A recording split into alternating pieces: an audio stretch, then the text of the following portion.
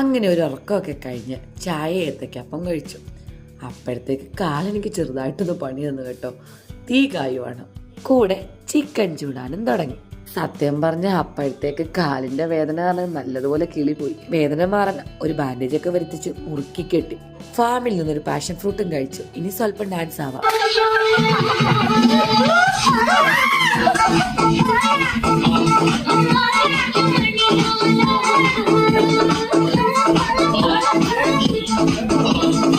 കൂട്ടത്തിൽ ഒരു തന്നെ ബർത്ത്ഡേ സെലിബ്രേറ്റ് ചെയ്യാൻ പറ്റുമോ? അങ്ങനെ ഒരു കേക്ക് കട്ട് ചെയ്തു. ഇനി എന്താക്ഷരി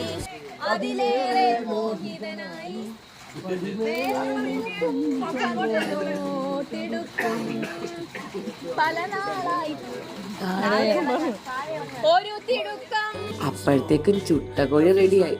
ഇനി അത് ടേസ്റ്റ് ചെയ്യണമല്ലോ. കാല് വയ്യാത്ത സങ്കടത്തിൽ ഒരു 2 പീസ് തട്ടി. അത്രേ കഴിച്ചോളന്നേ.